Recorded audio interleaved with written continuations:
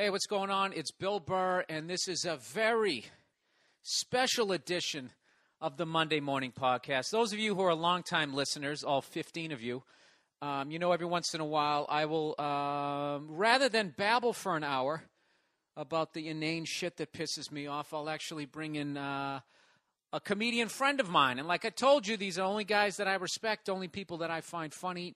Hackless podcasting here. And today we are have the pleasure of having on our show the wonderful, the talented, the cocksucking Greg Fitzsimmons, everybody. What's up, Gregory? I got to tell you, and being a stand-up comedian and, you know, in the media in general, there is – what other job begins with a stroking session?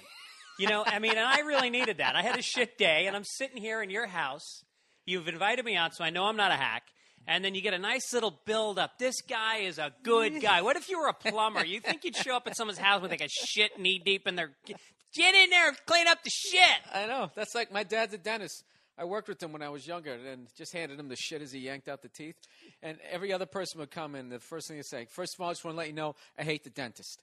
And that's all he heard all day long. Number one suicide rate of any profession. Is that right? That's absolutely true. Well, give it up for my dad for hanging in there. Well, gee, did you notice a lot of depression in him? No. Jesus Christ, we're really going deep here. In me, yes, not in him. Jesus, I got it too, man. Lately, it's hitting me hard. No, but I got it beat.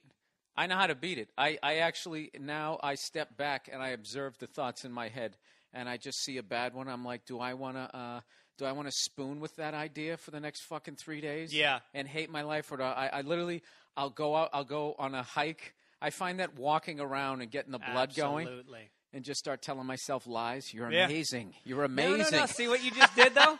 That's exactly. I put music on and I fantasize that I'm playing it like I'm Stevie Ray Vaughan, and it gets me out of it. Well, I took a yoga class yesterday. That helps me a lot because not only are you getting the physical exertion, you're deep breathing, and then there's hot ass in every direction. My God. All getting stretched out. That's what in another life I would do. I would be like that yoga instruction shit. Oh, just hell because, yeah. You get a ponytail. Oh, yeah. You would, and not only do these women have hot bodies, they give a shit about themselves enough to go to a place to make themselves better. And you get them all stretched out before you bang them, Greg. I mean, it's like I used to go to this one out in Santa Monica, and this guy was – why I liked it was because it wasn't that chanting shit. It was the teacher was this angry guy trying to be happy, so I totally related to him. That's great. But he used to do – this is true, dude. And he was a great teacher, too. And he used to be teaching the class while subtly putting out how sensual he was during lovemaking. He would be like, he would just, I can't even. You should do that with your podcast, man. It wouldn't work. At this point, people know I hate women. Yeah. Not individually. I like women one-on-one, but as a group, when they all start yammering around a table like that fucking show, The View, I mean, seriously. When I look at The View, or I think of, what was that show, Sex and the City, or now Cougar Town, I really do. I say to myself, women... The best is the bachelorette party. That's what sums up what all those shows are. It's an attempt by women to be men instead of being women in a group. When you're with a woman alone, they are empathetic, I was really they're connected, emotional. They're everything that you kind of want in a dude one-on-one, but a guy can't go there. Like, you have a strong female side, and sometimes we really connect on that level, but very often you're just the angry dude. But women are always I don't even know what that means, but okay. No, you know what's funny you're about a you sensitive was guy. I was hoping that someone was going to come in here and finally actually compliment women after all the trashing that I've done. I'm like, Greg, he's married. He's got a couple of kids. This will be a nice thing. You come right in, just kicking him right in the twat. What are you talking about? I said you're a sensitive guy. No, not me. I was talking about like women. You like they want to be men. Oh, yeah. I was just picturing all of them rolling their eyes. Well, let's pick a strong female role. You know, that we like. Who's a broad out there you like? I don't mind those women who stand on the sidelines. I like their the business suits during football games. Oh, yeah. Shoulder pads and a skirt. Why don't you just get in the fucking game, sweetheart? No, to me it's like, my wife, and I've been with her for 11 years, and, I'm one of the few comedians that can tell you, I fucking love my wife. I have not had a day in my life that I didn't think, how did I get this chick? And she's perfect. There you go. And you met her. No, she's the greatest. Isn't she? Living the life. I knew she was a good one that time when we were driving back from Boston. Holy Remember that? shit. We did this gig somewhere in Boston or We Rhode had only Island. been dating for like 2 or 3 weeks. Yes. No, we were going to. Weren't we going to? Where were we going? Anyway, yeah. Anyways, whatever. I thought we were doing a gig. It was you, me, Tom Cotter. We were going to a wedding. It was Robbie Prince's wedding in Boston. because I didn't go to and that. Shannon. No? No.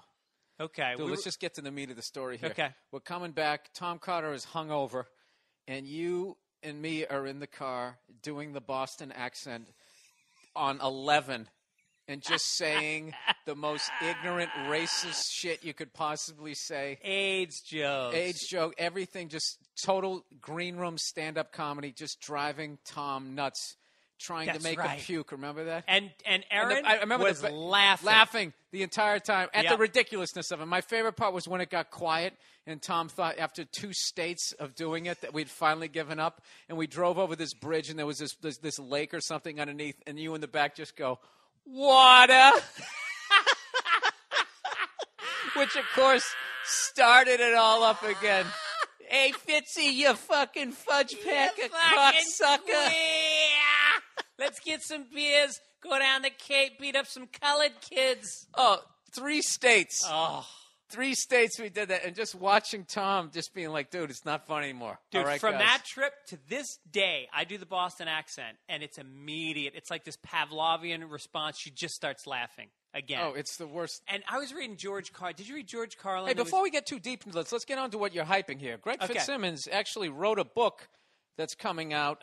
What's the name of it? It's called Dear Mrs. Fitzsimmons. Dear Mrs. Fitzsimmons, and that will be available in stores when? Well, you can pre-order now, which they actually just bumped up my, they do an order of the books. They just bumped up to a second order already. They're chopping up a body next door. Just ignore that. No, that's what I love about podcasts. I love that. They so the book basically it's doing great. Pre-order it. Go to fitzdog.com, FITZ dog, and it's basically it's about us. It's about Irish guys with a lot of anger that do the opposite of what they're told to do their whole life. Oh, there you go. So my mother saved every letter that was ever sent home from teachers, police, clipped out things from the newspaper when I was arrested, and then I saved them all from adulthood. So it's like my life through bad letters that were sent home. That's phenomenal, man. Phenomenal. Yeah, and the ebook is cool too. If people buy the ebook, I got celebrities. I'm going to shoot you after this.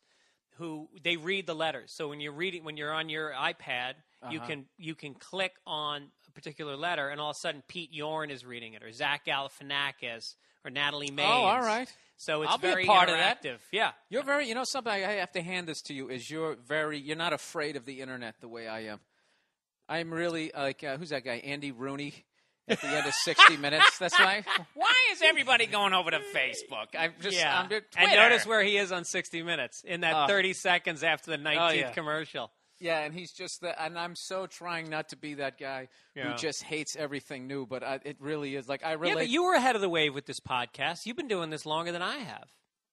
Yeah, this appealed to my psychosis of just being by myself. Like, I do this thing by myself every week just for like an hour. Do you ever pause it, or do you go straight through? No, I just go straight through. That's what I do. I do probably 1 out of 4 or 5 alone, and they're my favorite ones. And if you start bombing, you just talk about how you're bombing, and then people actually laugh at you struggling trying to get back on the road to comedy. People, I find I get more comments on the alone ones than any other ones. They're like, I did one. I was down staying with my mom in Florida with my family, and I went out, sat in her car across the street from her condo, and did one just ripping her a new asshole, hating everybody, hating the trip. And it was by far the best podcast I've ever done.